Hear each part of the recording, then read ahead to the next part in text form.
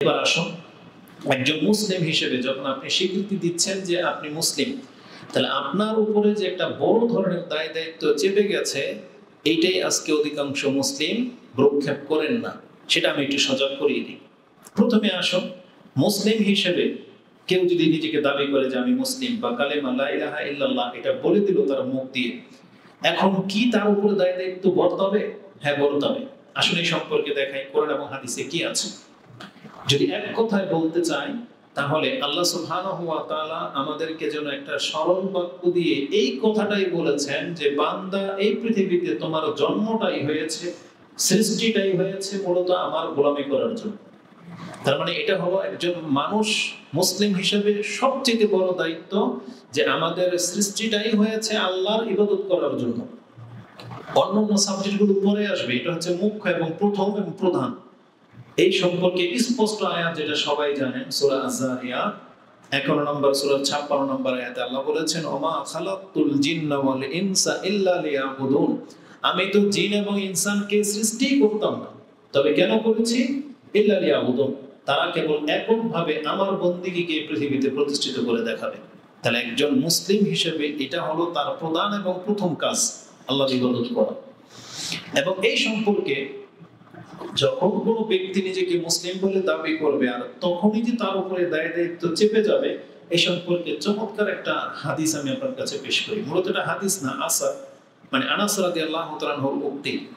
যদিও তিনি যেই বাক্যটা বলবেন এই বাক্যটা সরাসরি হাদিস আছে, রাসূল সাল্লাল্লাহু আলাইহি ওয়াসাল্লাম নিজেও এরকম একটা হাদিস আছে। তবে আনাস রাদিয়াল্লাহু তাআলা আনহুর একটা উক্তি আপনার কাছে পেশ করি। ইমাম বুখারী রাহিমাহুল্লাহ তিনি তার কিতাবুস সালাত, সালাতের অধ্যায় 8 নম্বর পর্বের 28 নম্বর অধ্যায় তিনি একটা হাদিস কোট করেছেন। কিবলা, আমাদের যে কিবলা আছে, ইস্তিকবাল আল কিবলা, মানে কিবলাকে, কাবাকে কিবলা বানালে বা আমাদের কিবলা যে পশ্চিম দিকে কাবার দিকে, এটা যখন কেউ মেনে নেয় তার মর্যাদা কি, এই পর্বে তিনি একটা আসার এনেছেন, মানে একটা উক্তি। হাদিস নাম্বার হচ্ছে 393। সালা মাইমুনা বিনতু সিয়া আনাস ইবনে মালিক রাদিয়াল্লাহু তাআলা কে জিজ্ঞাসা করা হয়েছে, কালা ইয়া আবা হামজা, হে আবু হামজা, এটা আনাস রাদিয়াল্লাহু তাআলা এর কুনিয়া। তাকে বলা হয়েছে, মা ইউহাররিমু দামুল আবদি ওয়া মালুহু, একজন ব্যক্তির রক্ত এবং সম্পদ কিসে হারাম হয়? তার মানে একটা রাষ্ট্রের নায়ক বা ওই রাষ্ট্রে যারা বসবাস করবে, এই ব্যক্তির রক্ত ঝরাতে পারবে না, এই ব্যক্তির সম্পদ দিকে বাজে দৃষ্টি তাকাতে পারবে না। মানে এই ব্যক্তির সম্পদ এখানে পড়ে থাকবে, এটা আমাদের কাউকে ধরার অধিকার নাই, আর তার রক্ত ঝরানোর অধিকার আমাদের নাই। কি করলে, এই ব্যক্তিটা কি করলে তার রক্ত এবং সম্পদ হারাম হয়ে যাবে সবার জন্য? কি এমন কিছু? তিনি বলছেন, ফাকালা মান শাহিদা আল্লাহ ইলাহা ইল্লাল্লাহ, যেই ব্যক্তি এটা সাক্ষী দেবে যে আল্লাহ ছাড়া সত্য কোনো ইলাহা নাই, ওয়াস্তাকবালা কিবলাতানা, আর যেই ব্যক্তি আমাদের কিবলাকে কিবলা মনে করে, ওয়াসাল্লা সালাতানা, আমাদের মতো করে সালাত আদায় করে, এই ব্যক্তি হলো সেই ব্যক্তি। ওয়া আকালা যাবিহাতানা, এবং যেই ব্যক্তি আমাদের যাবাহা করা পশুকে হালাল মনে করে, ফাহুয়াল মুসলিম, এই হলো মূলত মুসলিম। আর এর অধিকার কি? লাহু মা লিল মুসলিম ওয়া আলাইহি মা আলাল মুসলিম। এই শেষের দুইটা বাক্যই হচ্ছে আজকে আলোচনার মূল বিষয়। আনাস রাদিয়াল্লাহু তাআলা আনহু তিনি বলতেছেন, যেই ব্যক্তি সাক্ষী দেয় আল্লাহ ছাড়া সত্য কোনো ইলাহা নাই এবং আমাদের মতো করে সালাত আদায় করে, আমাদের কিবলাকে কিবলা মনে করে, তাহলে এই ব্যক্তির পরিচয় হলো এ হলো মুসলিম। আর যখনই এই ধরনের কোনো মুসলিম পৃথিবীতে থাকবে, তাহলে তার সম্পদ, তার রক্ত কি হারাম, মানে পবিত্র। এখন আপনি অন্যায়ভাবে তার রক্ত ঝরাইতে পারবেন না, অন্যায়ভাবে তার মাল সম্পদ আপনি ভক্ষণ করতে পারবেন না, মানে তার সাথে জালিয়াতি করতে পারবেন না, কারণ সে একজন মুসলিম। আর মুসলিম মানেই হলো এমনটা সম্মানিত।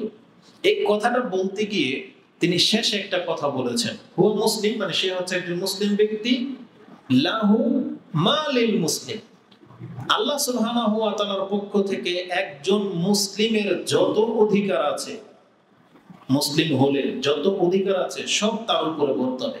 তার মানে সে ওই সমস্ত সম্মান পাবে। যেমন প্রথম মুসলিম ধরেন মুহাম্মদুর রাসূলুল্লাহ সাল্লাল্লাহু আলাইহি ওয়াসাল্লাম, তারপরে আবু বকর, তারপরে ওমর, ওসমান, আলী, তাদের মান সম্মান যা, এই ইসলামের উপরে তাদের হক যতটা, কিয়ামত পর্যন্ত যে কোনো ব্যক্তি কালেমা সাক্ষী দেবে সেও একই মানের মর্যাদার মুসলিম, সেও একই মানের মর্যাদার মুসলিম। মানে আবু বকর রাদিয়াল্লাহু তাআলার রক্ত ঝরানো যেমন হারাম, এই ব্যক্তি পাপী হলেও এর রক্ত ঝরানো কি হারাম। কিসের ভিত্তিতে? শুধু মুসলিম হওয়ার ভিত্তিতে।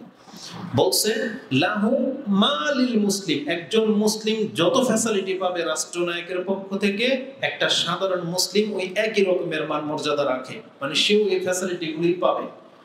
এবং তিনি বলেছেন ও আলাইহি মা আলাল মুসলিম, একজন মুসলিমের উপরে যত রকমের দায় দায়িত্ব আছে এই ব্যক্তির উপরেও ওই দায় দায়িত্ব চেপে যাবে।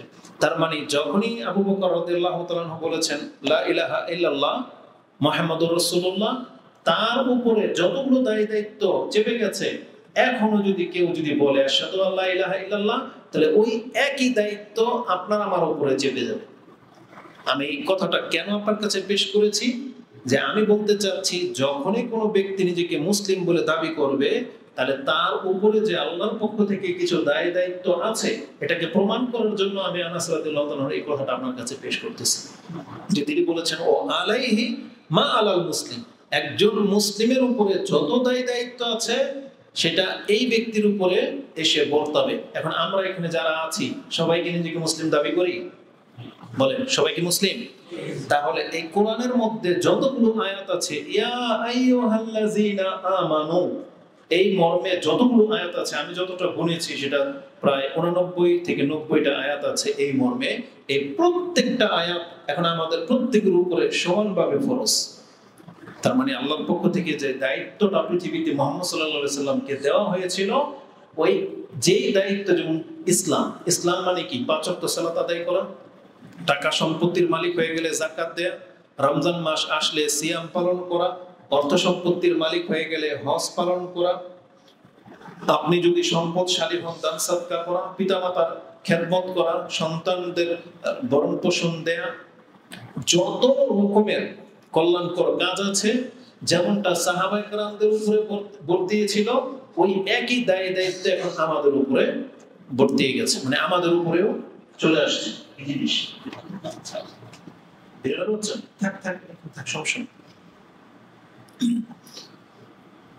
আমার এই যে কথাটা এখন বললাম, যে প্রত্যেকটা বিষয়ে যখন একটা দলিল পেশ করা হয়, আপনি কিন্তু এটাকে গুরুত্বের সাথে নিতে হবে। যদিও সাধারণভাবে আপনার ওটা বোধগম্য নয়, কিন্তু এই যে কথাটা আমি আপনাকে পেশ করলাম, আনাস রাদিয়াল্লাহু আনহু তার দৃষ্টিভঙ্গিটা কি? একজন ব্যক্তি পৃথিবীতে যে ব্যক্তি বলে দিয়েছে লা ইলাহা ইল্লাল্লাহ, তার মানে এই ব্যক্তির মর্যাদা হলো একজন মুসলিম, মানে আল্লাহর নজরে যে ব্যক্তি মুসলিম, তার যে মর্যাদা এখন তার সেই মর্যাদা। সে বাহ্যিকভাবে পাপী ধরেন, তাকে পাপ করতে দেখেছেন, অন্যায় করতে দেখেছেন, কিন্তু সে পুরো ফ্যাসিলিটিটা পাবে। যেমন সে মানে কোন একটা পাপ করলেই তাকে আপনি কাফের বলতে পারবেন না, ধরলেই তাকে হত্যা করে দিবেন তা চলবে না, কারণ মুসলিমের যে মানদণ্ড আছে এই অনুযায়ী সে এখন মুসলিম। এটা আমি আপনাকে বোঝাতে চেয়েছি, যেটা আনাস রাদিয়াল্লাহু তাআলার দৃষ্টিভঙ্গি এটা। আর যখনই আপনি মুসলিম দাবি করলেন, আপনি জেনে নেন, আপনি মানেন আর না মানেন, পুরো ইসলামটা এখন আপনার মাথার উপর, আপনাকে এটা বহন করতেই হবে। তাহলে আপনি মুসলিম, নাইলে আপনার মুখে শুধু মুসলিম, কিন্তু আল্লাহ সুবহানাহু ওয়া তাআলার দৃষ্টিভঙ্গি থেকে আপনি পৃথক হয়ে যাবেন। তাহলে এই কথার উপরে প্রথমে আসেন যে একজন মুসলিম যখন নিজেকে কেউ দাবি করবে, তাহলে তাকে এটা প্রথম মেনে নিতে হবে যে তার উপরে ইসলামটাকে পেশ করে দেওয়া হয়েছে, এখন সে এটা বোঝা বহন করতে বাধ্য, এটা তার দায়িত্ব। এই কথাটা আল্লাহ সুবহানাহু ওয়া তাআলা কতভাবে বলেছেন, ইন্না আরাদানাল আমানাতা আলাস সামাওয়াতি ওয়াল আরদি ওয়াল জিবাল ফাআবাইনা আইয়াহমিলনাহা ওয়া আশফাকনা মিনহা ওয়া হামালাহাল ইনসান। আল্লাহ বলেছেন আমি এই আমানতকে তো পাহাড়, আকাশ, জমিনের উপরে দিতে চেয়েছিলাম, তারা এটাকে বহন করতে অপারগতা পোষণ করেছে। ওয়া হামালাহাল ইনসান, কিন্তু এটা বহন কে করেছে? মানুষ। তার মানে আমাদের পিতা যেহেতু দায়িত্ব নিয়ে নিয়েছেন, এখন এই দায়িত্ব যেই বলবে আমি মুসলিম, এই দায়িত্বটা তার উপরে বলতে হবে। তার মানে আল্লাহর আমানত হচ্ছে ইসলাম, আল্লাহর আমানত হচ্ছে একত্ব। এটা যারা স্বীকার করে নিয়েছেন, এখন আপনি বাধ্য যেটাকে পুরো করবেন। যেমন আপনার কাছে কোম্পানি একটা রুলস পেশ করেছে যে তোমার চাকরি দরকার, তা আমাদের রুলস হচ্ছে এটা 8টার মধ্যেই তোমাকে এটা ঢুকতে হবে। একটার আগে বেরোতে পারবা না, এখানে এসে কোনো খাওয়া চলবে না, এখানে এসে কারোর সাথে সম্পর্ক করা যাবে না। একটা কোম্পানির রুল বানাইছে, নামাজ পড়তে হবে ফরজটুকু, যেটাই তোমার বেতন এত, মাসে ছুটি যেতে পারবে না, ছুটি হলে বেতন কাটা যাবে। পুরো ডিটেইলস সিস্টেমটা আপনার কাছে পেশ করা হয়েছে। এখন আপনি স্বেচ্ছায় বলেছেন আমি এগ্রিমেন্ট গ্রহণ করে নিচ্ছি, আমি এই শর্তের উপর ভিত্তি করে চাকরি করব। এখন এই শর্তের যতগুলো মিসিং হবে আপনার উপরে যে দণ্ডবিধি আছে, যে নিয়ম কানুন মালিক ধার্য করেছে, সব করতে হবে। আর পৃথিবীতে দেখা যায় যে আমরা সেগুলো মেনে নিই, বাধ্য হয়ে টাইম টু টাইম ডিউটি করতেছেন, একদিন না আসলে বেতন কাটা হয়, তাও আপনি মেনে নিচ্ছেন। কেবলমাত্র ইসলাম পালন করার ক্ষেত্রে আমাদের সমস্ত উদাসীনতা, আল্লাহর বিধান পালন করার ক্ষেত্রেই আজকে আমাদের যত রকমের বাহানা, যত রকমের গাফিলতি আমাদের মধ্যে চেপে গেছে। এই জন্য আজকের এই বক্তব্যটা আমি আপনার কাছে পেশ করতে চাচ্ছি। আপনার দায়িত্ব সম্পর্কে একটু সচেতন হন যে আমাদের ইসলাম পালন করা এটা কিন্তু আমাদের উপরে দায়িত্ব। আর আমরা সব সেক্টরে এই দায়িত্বের ক্ষেত্রে অনেক বেশি গাফেল, সেটা আজকে আপনাকে স্মরণ করিয়ে দিই। কোরআন আল্লাহ সুবহানাহু ওয়া তাআলা আমাদেরকে বলেছেন আমার ইবাদত করতে হবে মানুষ, আমি তো তোমাকে এছাড়া আর কোনো আদেশই করিনি।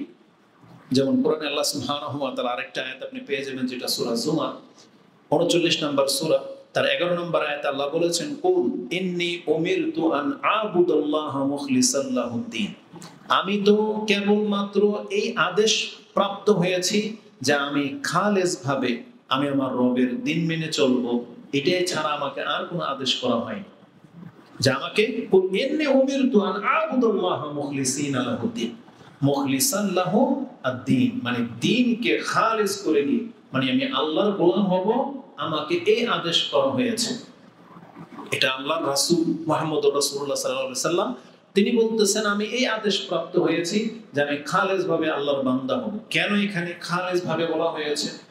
তার মানে এই ক্ষেত্রে আপনার রূপ, আপনার বংশ, আপনার রক্ত, আপনার মর্যাদা, আপনার অর্থ সম্পত্তি, আপনার শরীরের গোশত থাক বা না থাক, ছোট না পেটে, কোন দেশের আপনি, এগুলো কোনো ম্যাটার রাখে না। মানে আপনার দেহের মধ্যে একটা আত্মা আল্লাহ দিয়ে দিয়েছেন, এই দেহটা অর্ধেক দেহ ধরে নেন, অর্ধেক, কিন্তু তাকেও দিন পালন করতে হবে। সে কিভাবে পালন করবে এর রূপরেখা ইসলাম জানিয়েছে। যেমন যে ব্যক্তির পা নাই, ও কিভাবে সালাত করবে? বসে করবে, কারণ যেহেতু রাসূল বলেছেন সাল্লি কায়িমান, তুমি সালাত আদায় করো দাঁড়িয়ে, ফাইন লাম তাস্তাতি ফাবি জালিসান, তো তুমি বসে সালাত আদায় করবে। যদি বসে সম্ভব না হয় শুয়ে পড়বে। আর যে ব্যক্তির হাত পা নড়ে না তাকে বলা হয়েছে ইশারায় সালাত পড়বে। মানে আল্লাহ তার বিধিবিধান জানিয়েছেন, কিন্তু যার পা নাই তার সালাত কি মাফ? মাফ না। যে ব্যক্তি সেন্সে আছে কিন্তু অক্সিজেন লাগানো, তার সালাত মাফ? মাফ নাই। আমি যখন আসলে এটা বলি না, আমাদের অন্তর কিন্তু ফেটে যায়, কারণ আজকে আমরা সুস্থরা ধর্মটাকে এমন ভাবে তামসা বানিয়ে ফেলেছি, অথচ আমাদের ইসলামের দিক নির্দেশনা দেখেন এই ব্যক্তি পর্যন্ত নামাজ থেকে মাপ পাচ্ছে না। এটা কিভাবে বুঝাই? একজন ব্যক্তি মুমূর্ষ অবস্থায় বেডে শুয়ে আছে, তাকে বলা হয়েছে তায়াম্মুম করে ইশারায় সালাত করবেন, তাকে আল্লাহ সুবহানাহু ওয়া তাআলা নামাজ থেকে অপহিত দেয় নাই, সালাত থেকে। তাহলে আমাদের সাথে কি করা হবে আপনি একবার ভাবেন, যে আমরা তাহলে কেমন মুসলিম, যে আমরা সুস্থ তারপর আমরা সালাত আদায় করতেছি না। তা আমরা আল্লাহর দায়িত্বটা কিভাবে পালন করতেছি?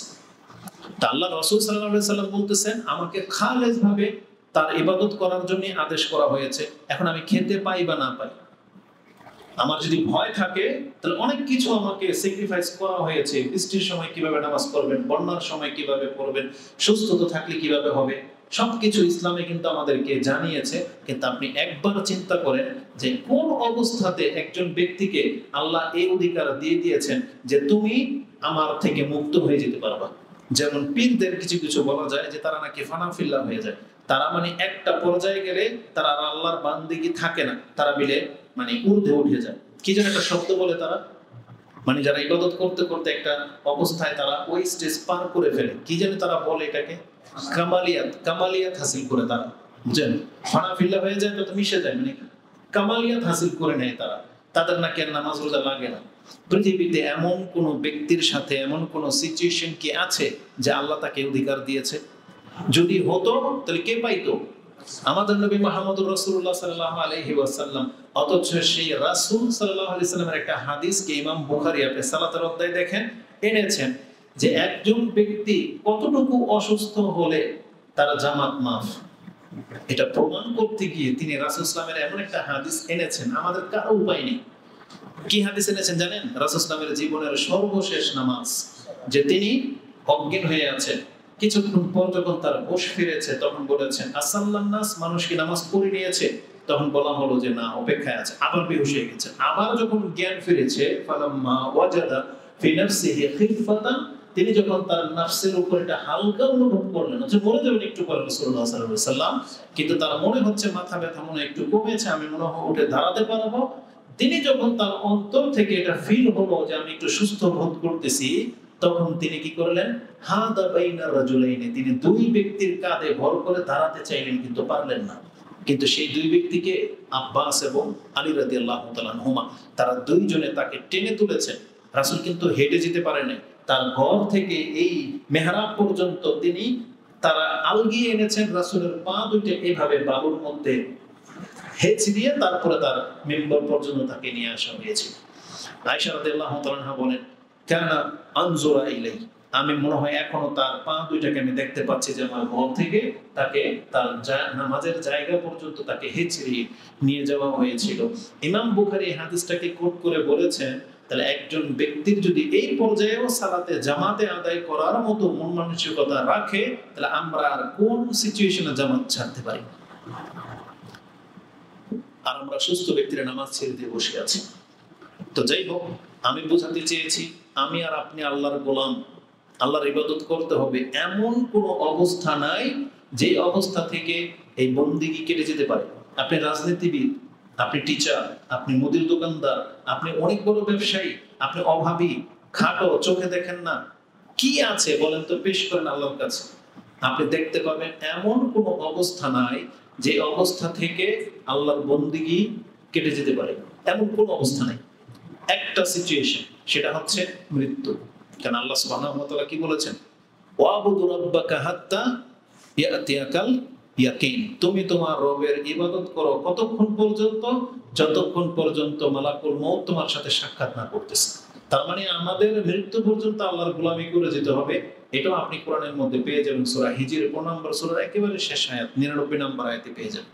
তার মানে আমি বোঝাতে চেয়েছি, আমরা যেহেতু মুসলিম, আমাদের দায়িত্ব হলো, প্রথম দায়িত্ব আল্লাহ সুবহানাহু ওয়া তাআলার গোলামি করা। বরং এই কথাটাকে আল্লাহ সুবহানাহু ওয়া তাআলা কোরআনে আরেক ভাষায় পেশ করেছেন। তিনি বলেছেন, ওমা উমিরু ইল্লা লিয়াবুদুল্লাহ মুখলিসিনা লাহুদ্দিন। বরং আল্লাহ বলেছেন, আমি তো এটা ছাড়া আর কোনো আদেশই করি নাই। আদেশ তো একটাই, যে তারা কেবল আমার ইবাদত করবে, যেটা আপনি সূরা বাইয়িনাতের মধ্যে পেয়ে যাবেন। সূরা আল বাইয়িনাত 98 নম্বর সূরার 5 নম্বর আয়াতে আল্লাহ বলেছেন, ওমা উমিরু ইল্লা লিয়াবুদুল্লাহ মুখলিসিনা লাহুদ্দিন হুনাফা ওয়া ইকিমুস সালাতা ওয়া ইউতুজ যাকাতা ওয়া যালিকা দীনুল কাইয়্যিমা। আল্লাহ বলেছেন খালেস ভাবে আমার গোলামি করবে, পাঁচ ওয়াক্ত সালাত আদায় করবে, যাকাত দিবে, এটাই তো দিন প্রতিষ্ঠা করা। আর আজকে আমাদের দেশের যে দিন প্রতিষ্ঠার নামে যে সংগ্রাম চলতেছে, নামাজ যাক বা সূর্য ডুবে গেছে কিন্তু মিছিল চলবে না, বুঝেন না? এটা দিন কায়েম না। বরং আল্লাহ বলেছেন, যথা সময়ে তোমার উপরে যখন যে দায়িত্বটা বর্তাবে, এটা হচ্ছে দিন কায়েম। পাল্টা যাবে তারা আমাদেরকে বলতে পারে, তাহলে শুধু নামাজ পড়লে দিন কায়েম হয়ে যাবে? না, না, শুধু নামাজ পড়লে দিন কায়েম হয়ে যাবে না। যেমন আমরা আজকে কিছু লোক শুধু নামাজ পড়ি কিন্তু ইসলামের উন্দা রসাতলে ডুবে যাচ্ছে, কোনো প্রতিকার নাই, প্রতিবাদ নাই, তাহলে জেনে নেন, হ্যাঁ, আমরা আরেকটা দায়িত্ব থেকে মুখ ফিরিয়ে রেখেছি। আমাদের আলোচনাটা আজকে সব মিলিয়ে, এই জন্য আমরা কোনো একতরফা কথা বলতেছি না। আমি আমাকে এবং আপনাদেরকে বলতেছি, কে কি দায়িত্ব পেয়েছেন আল্লাহর পক্ষ থেকে সেটা আপনি নিজে ভালো করে বুঝেন। যেমন প্রথম দায়িত্ব কি? আমরা মুসলিম, তাহলে মুসলিম হিসেবে যতটুকু ইসলাম পালন করে নাজাতের জন্য আবু বকর করেছেন, আপনাকে আমাকে ততটা করতে হবে। যতটুকু করেছেন ওমর রাদিয়াল্লাহু তাআলা আনহু, আলী, ওসমান, আমাদেরকে ততটুকু করতে হবে। আমাদেরকে বলা হয় নাই যে ঘর থেকে সব এনে দিয়ে দিতে। এটা আবু বকর করেছিলেন, যদি এটা তার দায়িত্ব ছিল না, কিন্তু তিনি এটাকে প্রিফার করেছেন পরকালকে প্রাধান্য দিয়ে। ওটা দায়িত্বের মধ্যে পড়ে না, ওটা আলাদা জিনিস।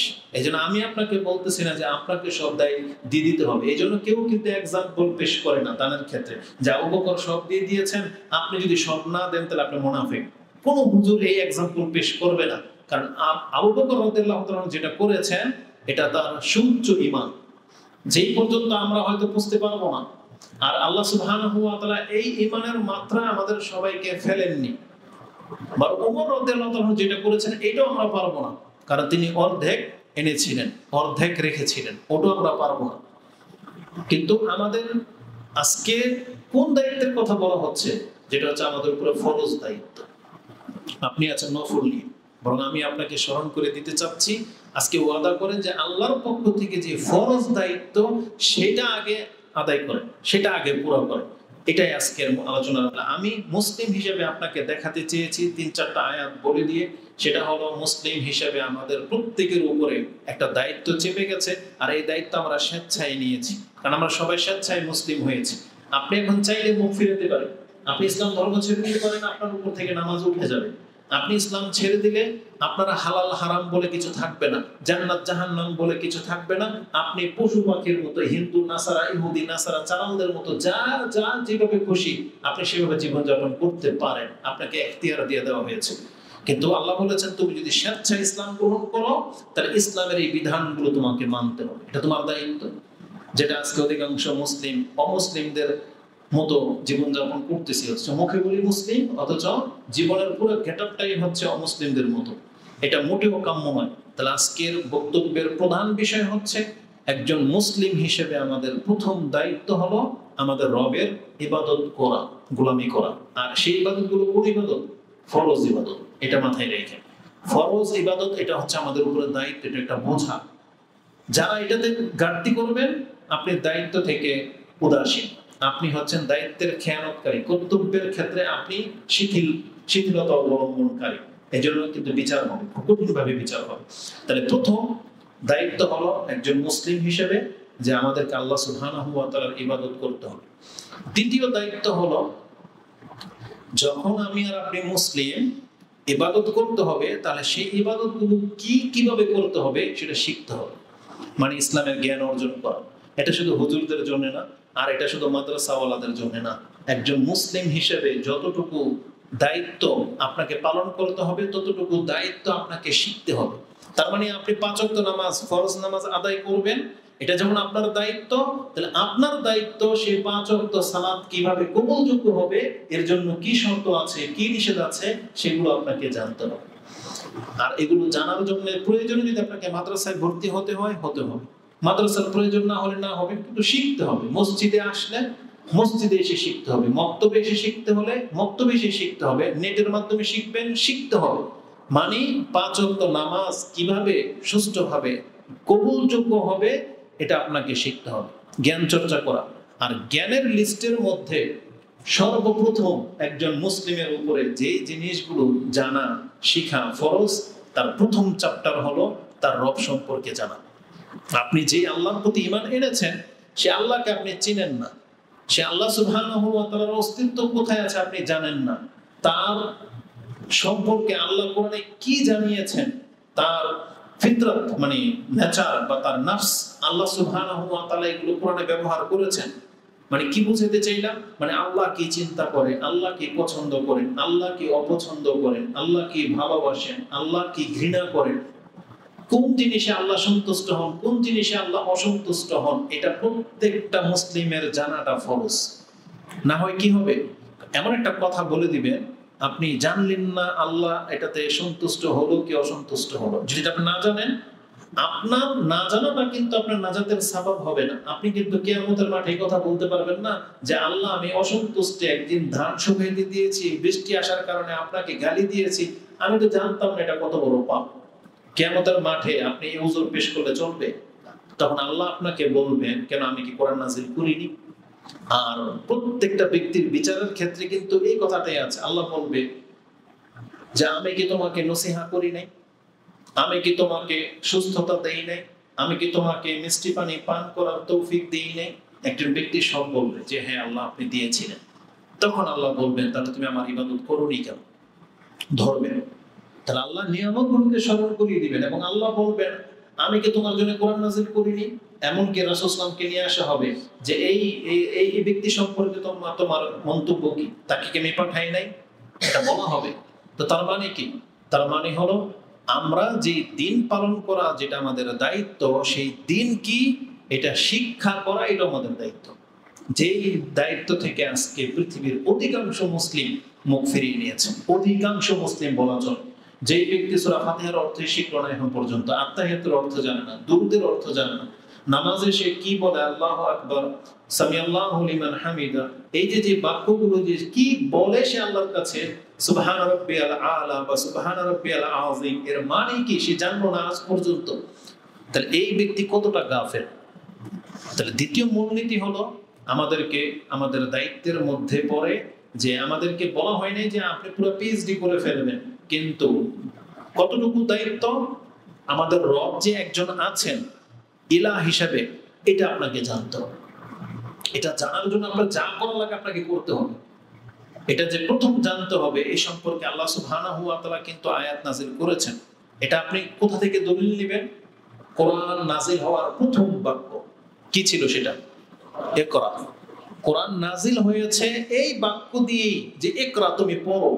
কিন্তু একজন ব্যক্তি যদি ওই কিতাবটা না পড়ে, যে কিতাবের মধ্যে আকীদা শিক্ষা দেওয়া হয়েছে, যে কিতাবের মাঝে তার রবের পরিচয় রয়েছে, যেই কিতাবের মাঝে তার আর তার রবের সম্পর্কের কথা রয়েছে, যেই কিতাবের মাঝে পরকাল সম্পর্কে সংবাদ দেওয়া হয়েছে, একজন ব্যক্তি যদি সেই কিতাবটা না পড়ে, তাহলে সে কিভাবে দাবি করবে যে সে তার রবকে চেনে? এই জন্য কোরআনের সেই আয়াতকে আপনি ফোকাস করবেন যে আমাদের উপরে পড়তে যে হবে, মানে কোরআন যে শিখতে হবে বা আমাদের ধর্মটা শিখতে হবে, এটা আমাদের উপরে অনেক বড় দায়িত্ব। আর এটা আল্লাহ প্রথম নাজিল করেছেন ইকরা বলে দিয়ে, যে ইকরা, তুমি পড়ো। এই পড়তে পড়তে আপনি কি পাবেন? কোরআন যখন আপনি পড়লেন কি পাবেন? দেখবেন পড়তে পড়তে আপনি পেয়ে যাবেন যে আমাদের রব মুহাম্মদ সাল্লাল্লাহু আলাইহি ওয়াসাল্লাম কে বলেছেন ফাআলাম আন্নাহু লা ইলাহা ইল্লাল্লাহ। হে নবী, আপনি জেনে নেন, এটা জ্ঞান অর্জন করেন, আল্লাহ ছাড়া সত্য কোনো ইলাহা নাই। এই আয়াত আপনি পেয়ে যাবেন, যেটা সূরা মুহাম্মদের 19 নম্বর আয়াতে আছে, যে আপনি জানেন যে তোমাদের একজন ইলাহ আছেন। তাহলে আমাদের একজন ইলাহ আছেন, এটা জানাটা প্রত্যেকটা মুসলিমের উপরে ফরজ। আর রাসূলুল্লাহ সাল্লাল্লাহু আলাইহি ওয়াসাল্লামের একটা হাদিস রয়েছে এই মর্মে, ইবনে মাজাতে আপনি 224 নম্বরে পেয়ে যাবেন, মুকাদ্দামাতে, মানে শুরুতেই, যে রাসূল বলেছেন তালাবুল ইলমি ফারিদাতুন আলা কুল্লি মুসলিম, প্রত্যেকটা মুসলিমের উপর এটা ফরজ যে সে তার ধর্ম সম্পর্কে জানবে। তার ইলম, তার কি সম্পর্কে ইলম? তার রব সম্পর্কে, তার রাসূল সম্পর্কে, এবং তার দ্বীনের যে মাসলা মাসাইল আছে এই সম্পর্কে আপনাকে জানতে হবে। আজকে হজ নাই, তা আজকের হজ সম্পর্কে জানতে হবে, ফরজ না। আজকে আপনার টাকা হয় নাই, যাকাত সম্পর্কে জানতে হবে, এটা আপনার উপরে ফরজ না। কিন্তু আজকে যখন আপনি ইনকাম করবেন, তাহলে যেই চাকরিতে যেই সোর্সের মাধ্যমে আপনার টাকা আসবে, সেই সোর্সটা হালাল না হারাম হবে, এটা আগে আপনাকে জানতে হবে। কিন্তু আজকে অধিকাংশ মুসলিমদের চরিত্র কি? সে কোনো একটা কাজ করে ফেলে, টাকা নিয়ে এসে পরে খাইয়াও ফেলছে, বুঝছেন, তারপরে কয়েক বছর পরে গিয়ে সে জিজ্ঞেস করে আমি যে কাজটা করেছিলাম এটা হালাল হয়েছে না হারাম, এটা জায়েজ না নাজায়েজ, মানে ওগুলো কিন্তু পচে গলে রক্ত মাংস হয়ে গেছে। এখন গিয়ে তার প্রশ্ন জাগছে আমি যে এটা খেয়েছিলাম এটা কি হালাল না হারাম? যেমন আজকেও এক মহিলা মেসেজ দিছে যে তালিমি বৈঠকের পরে আমাকে মিষ্টি দিছে, এই মিষ্টিটা খাওয়া হালাল না হারাম? বুঝেন? তার মানে আমাদের চরিত্র হলো আমরা ঘটনা ঘটাই ফেলি, তারপরে গিয়ে যদি একটু এহসাস হয় তখন জিজ্ঞেস করে এটা হালাল ছিল না হারাম ছিল। বিয়ে করেছে 10 বছর আগে, 2টা বাচ্চাও হয়ে গেছে, এখন শুনছে যে গার্জিয়ান ছাড়া বিয়ে হয় না, তাহলে 10 বছরের এই বিয়েটা কি জায়েজ না নাজায়েজ? বুঝেন? এটা আমাদের চরিত্র। কথায় কথায় তালাক দেয়, 5 বছর ধরে চলতেছে। কিছু ঘটনা বলতেছে আপনাদেরকে, 5 বছর ধরে চলতেছে, কিছু হলেই নাকি স্বামী তালাক দেয়, এই পর্যন্ত কয়েকশো তালাক হয়ে গেছে। এখন জিজ্ঞেস করতেছে আমাদের এই সম্পর্কটা কি বৈধ না অবৈধ? এটা মুসলমানদের চরিত্র। অথচ মুসলিমদেরকে কি শিক্ষা দেওয়া হয়েছে? যখনই কোনো একজন ব্যক্তি ইসলাম গ্রহণ করবে, তাহলে তাকে এটাকে ধরার আগে তাকে আগে জানতে হবে এটা হালাল না হারাম, নাকি এটা খেয়ে জানতে হবে হালাল না হারাম, এটা মুখে তোলার আগে জানতে হবে এটা হালাল না হারাম। আর যখন তার কাছে জ্ঞান চলে আসবে যেটা হারাম হওয়ার সম্ভাবনা আছে, তখন সেটা তদন্ত করে দেখবে। কিন্তু মুসলিম সমাজে আমি আপনাকে বলতেছি না যে বোতলের ভিতরে পানি রাখা আছে তাই বলে কি এটা আমাদেরকে আগে জানতে হবে এটা হালাল না হারাম। এটা কি বুঝাইছি আমি? এটা বুঝাই নাই। কারণ এটা কিসের বোতল? পানির বোতল। পানি হালাল না হারাম? হালাল।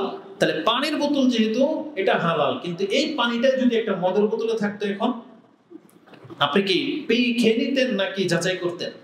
যাচাই করতেন। তার মানে যেখানে সন্দেহ আসবে, যেখানে আপনার এলেম আপনাকে বাধা দিয়ে দিবে, যে সম্পর্কে আপনার জ্ঞান নাই, ওই জায়গায় পা দেওয়ার আগে, ওটা ধরার আগে আপনার এলেম অর্জন করতে হবে। আপনি ব্যাংকে অ্যাকাউন্ট করবেন, করেন নাই এখনো, করে 10 বছর পরে জিজ্ঞেস করতেছেন এই লাভের অঙ্কটা কি হালাল না হারাম। বরং আপনাকে এখন কি করতে হতো? ওই অ্যাকাউন্টটা করার আগে জিজ্ঞেস করতে হতো যে এই নিয়মে অ্যাকাউন্ট করা যায় কি যায় না। এটা হচ্ছে মুসলিমদের চরিত্র। কিন্তু সেই মুসলিমদের চরিত্র আজকে কোথায় হারিয়ে গেছে? 10 বছর ধরে বললাম অন্যায়ভাবে বিয়ে করেছে, এখন জিজ্ঞেস করে এটা হালাল না হারাম। এটা মুসলমানদের চরিত্র হতে পারে না। এই জন্য আগে জানতে হবে যে আমাদের কোনটা হালাল, কোনটা হারাম, কোনটা জায়েজ, কোনটা না জায়েজ। এটা আমাদের দায়িত্বের মধ্যে পড়ে। এজন্য রাসূল বলেছেন তালাবুল ইলমি ফারিদাতুন আলা কুল্লি মুসলিম, প্রত্যেকটা মুসলিমের উপরে তার দ্বীনের জ্ঞান অর্জন করা এটা তার উপরে ফরজ। বিশেষ করে তার রব একজন আছেন, একজন মাত্র ইলাহ, এটা জানাটা প্রত্যেকটা মুসলিমের উপরে ফরজ। এটা হচ্ছে আমাদের দ্বিতীয় দায়িত্ব। তৃতীয় দায়িত্ব কি? আপনি শিখে গেছেন যে আমাদেরকে ধর্ম পালন করতে হবে, ধর্ম জানতে হবে, আপনি জানলেন এবং পালন করতেছেন। তৃতীয় দায়িত্ব হলো যেই দিন আপনি গ্রহণ করেছেন, যেটাকে আপনি হক মনে করেন, এই দিনের দিকে মানুষকে ডাকতে হবে। এটা আপনার দায়িত্ব, এটা আমাদের দায়িত্ব। যদি এটা আমরা না করি, আপনার সামনে অন্যায় হচ্ছে, সেটা আপনার সন্তান করুক বা অন্য কেউ করুক, অন্যায় হচ্ছে, আপনি জানেন যেটা অন্যায়, তাহলে আপনি যদি এখন ওকে না ডাকেন, ওকে যদি নিষেধ না করেন, তাহলে আপনি আপনার দায়িত্ব থেকে মুখ ফিরিয়ে নিলেন। এটা আজকে অধিকাংশ মুসলিমদের চরিত্র। যে কোনো দায়িত্বশীল ব্যক্তি তার চোখের সামনে অন্যায় হচ্ছে, পাপ হচ্ছে, সে বাধা দেয় না, সে মানুষকে হকের দিকে ডাকে না।